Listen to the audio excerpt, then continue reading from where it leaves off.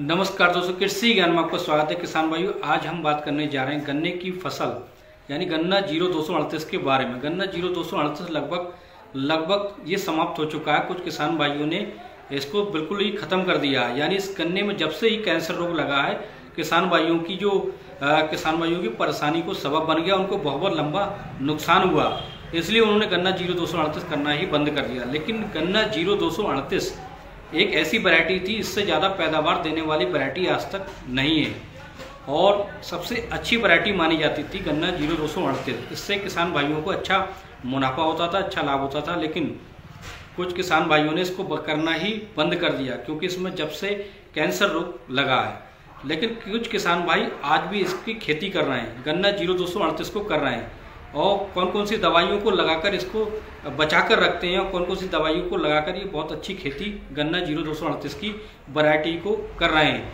कौन सी दवा का प्रयोग करने से गन्ना 0238 जो है वो सही रहेगा, सेव रहेगा और कुछ किसान भाई अब भी कर सकते हैं और हर साल कर सकते हैं।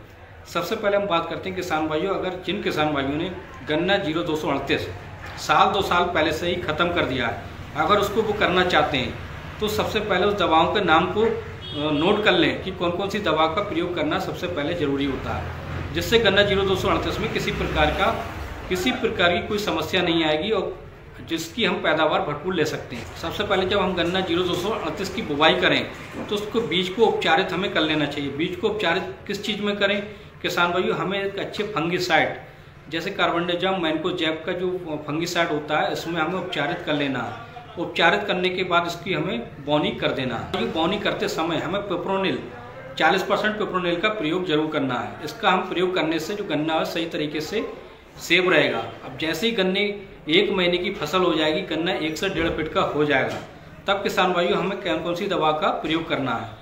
तो सबसे पहले हम किसान भाई जब 1 से 1.5 महीने की फसल हो जाएगी तो हमें पहले तो हमें गन्ने की सिंचाई करना है। सिंचाई करने के बाद किसान भाइयों हमें थायो जो लैम्डा का जो साल्ट आता है और इसका हमें प्रयोग करना है लगभग 200 से 250 ml प्रति एकड़ के हिसाब से इसका स्प्रे करना है। उसी के साथ साथ किसान भाइयों हमें एक चीज़ और लेना है, हारू, जिसको हम हारू बोलते हैं, जिसमें टैबुकोनाजोल और प्लस सल्फर होता है। टैबुकोनाजोल और सल्फर जो होता है वो एक फंगस को रोकने का कार्य करता है और बीमारी लगने से बचाता है। इसी तरीके से इन 2 दवाओं का हमें प्रयोग लगभग 15 से 20 दिन के अंतराल में हमें करते रहना है, जब तक हमारे गन्ने की फसल 5 से 6 महीने की ना हो जाए। और इसी तरीके से जब हम इसका स्प्रे करते रहेंगे किसान भाइयों किसी प्रकार की कोई समस्या नहीं आएगी, किसी प्रकार का कोई खतरा नहीं होगा। गन्ना 0238 में भरपूर पैदावार ले सकते हैं। और किसान भाइयों इसका हमें एक चीज़ का और ध्यान देना है, गन्ने में हमेशा पर्याप्त नमी बनाए रखना है। कुछ किसान भाई होते हैं जो पानी जो सिंचाई होती है बहुत ही लेट लगाते हैं, गन्ना बिल्कुल सूख जाता है, सूखने लगता है, पत्ती पीली पड़ जाती है। ऐसा नहीं करना है, गन्ने को हरा भरा ही रखना, तभी हमें इसकी गन्ने की भरपूर पैदावार को ले सकते हैं और बीमारियों से कंट्रोल कर सकते हैं। किसान भाई जब गन्ने में नमी रहेगी तभी जो रोगों से लड़ने की क्षमता है गन्ने में ज़्यादा होती है।